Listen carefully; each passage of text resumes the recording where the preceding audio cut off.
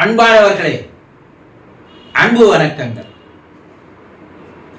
இறந்தவர்கள் தன்னுடைய ஆசைகளை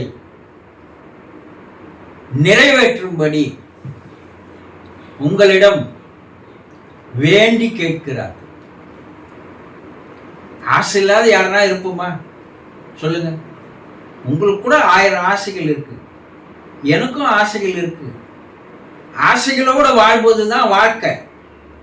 நம்மளை வாழ வச்சு கொண்டிருப்பதே எது? ஆசைகள் தான். இந்த ஆசைகளே இல்லைன்னா நம்முடைய வாழ்க்கையில ஒரு சலிப்பு வந்துடும், ஒரு வெறுப்பு வந்துடும், இல்லையா? ஒரு வெறுமைத்தன்மை வந்துடும். சின்ன சின்ன ஆசைகள் தான் நம்மளை என்ன பண்ணிட்டு இருக்கு? ஓட வைத்து கொண்டிருக்கிறது, வாழ்க்கையை வாழ வைத்து கொண்டிருக்கிறது. அதுபோல அவர் இறப்பதற்கு முன்னால் அவருக்கும் சில ஆசைகள் இருந்திருக்கும், இல்லையா? சில கனவுகள் இருந்திருக்கும், சில எதிர்பார்ப்புகள் இருந்திருக்கும், இல்லையா? அதை எப்படியா இருந்தாலும் நாளைக்கு முடிச்சிடணும், நாளன்னைக்கு முடிச்சிடணும், இந்த மாதம் முடிச்சிடணும், இதை நிறைவேற்றிடணும், இதுதான் என்னுடைய ஆசை, இதுதான் என் லட்சியம் சொல்லியிருப்பார், இல்லையா? எல்லார் மனசுலையும் சில ஆசைகள் இப்பவும் இருக்கும், உங்ககிட்டயும் இருக்கும், இல்லையா? இந்த ஆசைகள் இல்லாத இருக்க முடியுமா? அப்படிதான் அவரும் ஆசைகளோடு தான் வாழ்ந்து வந்தார். ஆனா எதிர்பாராத விதமா அவர் என்ன ஆயிட்டாரு? இறந்து போய்விட்டார். என் ஆசைலாம் நிறைவேறின பிற்பாடு இறைவா என்னை கூப்பிட்டுன்னு போ சொல்ல முடியுமா? இது வரைக்கும் உலகத்துல யாராவது ஒருத்தர் அது போல சொல்லிக்கிறாங்களா? என் ஆசைலாம் நிறைவேறிட்டோம், அதுக்கப்பால என்னை கூப்பிட்டு போ சொல்லுவாங்களா? முடியாது. எல்லோருமே ஆசைகளை தன்னுடைய மனதிற்குள்ளே வைத்துக் கொண்டுதான் இறந்து போகிறார்கள், இறக்கிறார்கள். அப்போ அவர் இறந்துட்ட பிற்பாடு அந்த ஆசைகள் என்ன ஆயிப்போச்சு? நிறைவேறாத ஆசைகளாக மாறி போய்விட்டது, இல்லையா? இப்போ அந்த நிறைவேறாத ஆசைகள் இப்ப அவரால் நிறைவேற்றிக் கொள்ள முடியுமா? முடியாது. ஏன்னா அந்த ஆசைகள்லாம் உலகத்துல வாழ்ந்த போது பூமியில் இருக்கக்கூடியது மேல்பட்ட ஆசைகள். இப்ப அவர் வேறு ஒரு உலகத்துல இருக்காரு, இல்லையா? இறந்துட்டாரு, வேறு ஒரு உலகத்துக்கு போயிட்டார். இப்ப அவர் பூமியில இருந்த ஆசைகளை எல்லாம் அங்கிருந்து எப்படி நிறைவேற்ற முடியும்? முடியல இல்ல. இருந்தாலும் அவர் மனம் என்ன பண்ணுது? ஐயோ, நம்ம இந்த ஆசை நிறைவேற்றிக்காத வந்துட்டோமே, இதை செய்யாத வந்துட்டோமே, பிள்ளைகளுக்கு இதெல்லாம் செய்யணும்னு இருந்தோமே, கணவனுக்கு மனைவிக்கு இதெல்லாம் செய்யணும்னு இருந்தோமே, பெற்றோர்களுக்கு இதெல்லாம் செய்யணும்னு இருந்தோமே. இறந்து போன பிள்ளைகள் பெற்றோர்களுக்கு செய்ய வேண்டியதை செய்யாத வந்துட்டுதா அவங்க கஷ்டப்படுறாங்க. பெற்றவங்க இறந்து போயிட்டா பிள்ளைகளுக்கு நாம் எதெல்லாம் செய்யணும்னு ஆசைப்பட்டுட்டு இருந்தோமோ அதெல்லாம் செய்யாத வந்துட்டுமேன்னு அவங்க கஷ்டப்படுறாங்க. கணவனுக்கு செய்ய வேண்டியதெல்லாம் செய்யாத வந்துட்டுமேன்னு மனைவி கஷ்டப்படுறா மேல. மனைவிக்கு செய்ய வேண்டியதெல்லாம் செய்யாத வந்துட்டுமேன்னு கணவன் கஷ்டப்படுறான் மேல. ஆக இறந்து போன யாரோ ஒருவர்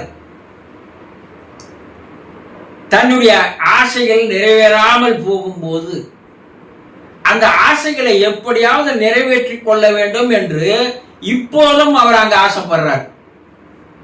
ஆனா அவரால் முடியாது. ஆனா அந்த குடும்பத்தில் இருக்கின்ற உறுப்பினர்களுக்கு, அங்கத்தினர்களுக்கு, உறவுகளுக்கு, சொந்தங்களுக்கு அவர் என்ன கேட்கிறாருன்னா, எப்பா நான் இந்தந்த ஆசையெல்லாம் வச்சிருந்தேன், இதெல்லாம் செய்யணும், இதை செய்து முடிக்கணும், வீடு கட்டி முடிக்கணும், கல்யாணத்தை பிள்ளைகளுக்கு கல்யாணம் பண்ணி பார்த்துருக்கணும், நான் கல்லூரியில் பிள்ளைகளை சேர்த்துருக்கணும், நான் இந்த கார் வாங்கியிருக்கணும், இந்த நகைகளை வாங்கி கொடுத்துருக்கணும், இப்படியெல்லாம் நான் ஆசைப்பட்டேன். ஆனால் திடீரென்று இறந்துட்டதுனால அந்த ஆசைகளை நிறைவேறாம போச்சு. அந்த ஆசைகளை நீங்களாவது நிறைவேற்றி தாருங்கள் என்று வேண்டுகிறார். வேற ஒன்றும் இல்லை. அவர் அங்கிருந்து வேண்டுறார். ஆனா உங்களுக்கு அது கேட்காது. இறந்தவர்களோடு பேசும்போது, அந்த ஆவிகளோடு பேசும்போது, நான் இந்த குடும்பத்தில் இந்த ஆசைகளை வச்சிருந்தேன், அதெல்லாம் உடனே இறந்துட்டதுனால நான் மேலே வந்துட்டேன், இப்போ அந்த ஆசைகளை என்னால் நிறைவேற்றி கொள்ள முடியல, என் குடும்ப உறுப்பினர்களுக்கு என்னுடைய ஆசைகளை எடுத்து சொல்லி அந்த குடும்ப உறுப்பினர்கள் அந்த ஆசைகளை நிறைவேற்றும்படி தயவு செய்து அவர்களிடம் கூறுங்கள் என்று பல ஆன்மாக்கள் அவர்களோடு பேசும்போது தெரிவிக்கிறது. அப்ப இறந்து போனவரோடு நீங்க வாழ்ந்தீங்க இல்லையா, அப்ப அவர் என்னென்ன ஆசைப்பட்டிருப்பாருன்றது உங்ககிட்ட பகிர்ந்து இருப்பார் இல்லையா, பேசி இருப்பார் இல்லையா, அதுல உங்களால் நிறைவேற்ற முடிந்த ஆசைகள் உங்களால நிறைவேற்ற முடியும். ஒருவேளை பெற்றவங்க இருந்திருந்தா பிள்ளைகள் இருப்பாங்க. பெற்றவங்களுடைய ஆசைகள்ல ஒரு சிலதை பிள்ளைகளாகிய உங்களால் நிறைவேற்ற முடியும். கணவன் இருந்திருந்தா மனைவிக்கு செய்ய வேண்டிய ஆசைகள் இருந்தது. இப்போ மனைவி உயிரோடு இருக்கிறா, கணவன் என்ன ஆசைகளை பட்டாரோ அதை மனைவியால் நிறைவேற்ற முடியும் இல்லையா? எல்லா ஆசைகளையும் நிறைவேற்றிவிட முடியாது. சில ஆசைகளை இப்போது உங்களால் நிறைவேற்ற முடியும். அப்படி நிறைவேற்றக்கூடிய ஆசைகளை நீங்கள் நிறைவேற்ற வேண்டும் என்றுதான் அவர்கள் தினந்தோறும் உங்ககிட்ட வேண்டுறாங்க. அப்ப அவங்களுக்கு ஒரு ஆன்ம சாந்தி ஏற்படுகிறது. அப்பா, என்னால முடியல, என்னுடைய பிள்ளையாவது, என்னுடைய பெற்றோர்களாவது, என்னுடைய கணவன் மனைவியாவது யாரோ ஒருத்தர் தீர்த்து வச்சாங்கப்பா. அந்த மனம், அந்த ஆன்மா சாந்தி அடைவதற்கு அது ஒரு வழிவகை செய்கிறது. அப்ப உங்கள் குடும்பத்தில் யாராவது இறந்து போயிருந்தால் அவர் பல ஆசைகளை வைத்திருப்பார், உங்ககிட்ட பகிர்ந்திருப்பார், சொல்லியிருப்பார் இல்லையா? அந்த ஆசைகள்ல உங்களால எந்தெந்த ஆசைகளை நிறைவேற்ற முடியும்னு பாருங்க. அந்த ஆசைகளை சில காலங்கள் ஆனாலும் பரவாயில்ல, ஆனா நீங்க அதை நிறைவேற்றுவதற்கு உண்டான முயற்சியில இறங்கி இருக்கிறீங்க.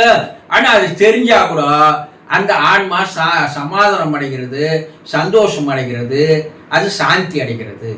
அதை முயற்சி பண்ணுங்க. அது காலமானாலும் பரவாயில்ல.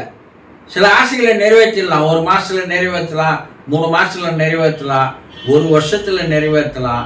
அப்போ அவர் எந்த ஆசைகள் வைத்திருந்தாரோ அதில் எதை உங்களால் நிறைவேற்ற முடியுமோ அந்த ஆசைகளை நிறைவேற்றுவதற்குண்டான முயற்சிகளில், செயல்களில் நீங்கள் ஈடுபடுங்கள். அதை அவர் தெரிந்து கொண்டாலே அந்த இறந்தவருடைய ஆன்மா சந்தோஷம் அடைகிறது, சாந்தி அடைகிறது என்பதை புரிந்து கொள்ளுங்கள். சந்தோஷம்.